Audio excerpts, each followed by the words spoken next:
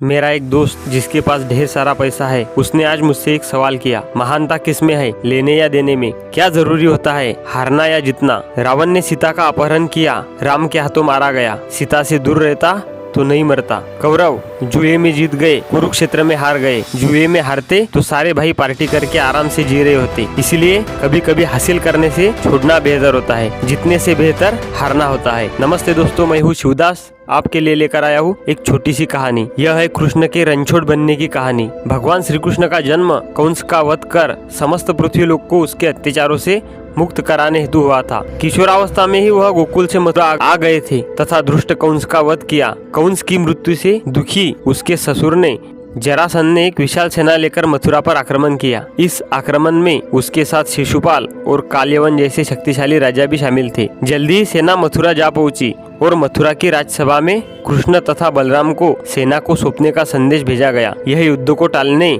तथा मथुरा के निर्दोष नागरिकों को बचाने के लिए कृष्ण ने रातों रात वहाँ से सैकड़ों किलोमीटर दूर समुद्र में एक नई नगरी द्वारिका का निर्माण करवाया। अपनी माया से उन्होंने समस्त नागरिकों, उनके पशुओं तथा संपत्ति को नींद में ही नई नगरी में पहुंचा दिया। अगले दिन सूर्योदय के समय कृष्ण तथा बलराम जरासंध की सेना के सामने जा पहुंचे और उसे लड़ने के लिए चुनौती दी। जैसे ही जरासंध और दूसरे राजाओं ने कृष्ण को मारने के लिए शस्त्र उठाए, दोनों भाई भागने लगे। उन भाइयों के पीछे जरासंध तथा काल्यवन जैसे राजा भी भागने लगे। कुछ ही देर में दोनों भाई बहुत आगे निकल गए और उनके पीछे केवल मात्र काल्यवन रह गया। उसे देवताओं ने वरदान दिया था कि उसकी हत्या किसी अस्त्र या शस्त्र से नहीं होगी। ऐसे में वह निर्भीक था और लगातार कृष्ण का पीछा करते करते एक गुफा में जा पहुंचा। गुफा में राजा मुकुचंद सो रहे थे, जिन्हें इंद्रदेव ने वरदान दिया था कि जो भी उन्हें उठाएगा वह उनके देखते ही जलकर भस्म हो जाएगा। वहां पहुंचकर कृष्ण ने सोए हुए मुचुकुंद पर अपना पीताम्बर डाल दिया और स्वयं छिप गए। काल्यवन भी वहां पहुंचा और सोए हुए राजा मुकुचंद पर पीताम्बर देख उन्हें ही कृष्ण समझ बैठा। उसने मुकुचंद को उठाने के लिए लात मारी, जिसके कारण उनकी निद्रा खुल गई और उनके देखते ही काल्यवन वहीं पर जलकर भस्म हो गया। तत्पश्चात कृष्ण ने राजा मुचुकुंद को अपने चतुर्भुज स्वरूप में दर्शन दिए और उन्हें मोक्ष पाने का वरदान दिया। वही दूसरी ओर जरासंध और बाकी राजा पूरी तरह से खाली मथुरा देखकर वापिस लौट गए। युद्ध से भागकर कृष्ण ने रखा देवताओं के वरदान का मान। कृष्ण चाहते तो स्वयं भी काल्यवन और अन्य अधर्मी राजाओं का वध कर सकते थे, परंतु देवताओं के दिए वरदान का मान रखने के लिए उन्होंने काल्यवन को राजा मुचुकुंद के हाथों मरवाया। इसी तरह बाद में जरासंध का वध भी पांडुपुत्र भीम के हाथों करवाकर भूधरा का भार कम कर दिया। इस तरह कृष्ण ने दिया दुनिया को उदाहरण। दोस्तों, इस छोटी सी कहानी से हमें एक बहुत बड़ी सीख मिलती है। अनावश्यक ताकत का प्रदर्शन नहीं कर बुद्धिबल से काम लेना चाहिए। इस तरह हम अपनी शक्ति को खर्च होने से रोक सकते हैं और बड़े से बड़े संकट का भी सामना कर सकते हैं। दोस्तों, याद रखिए, आप यदि कुछ अच्छा सुन रहे हैं तो वह श्री मोटिवेशन। इसी तरीके से मोटिवेशनल कहानियाँ सुनने के लिए हमारे इस पेज को सब्सक्राइब कर लीजिए।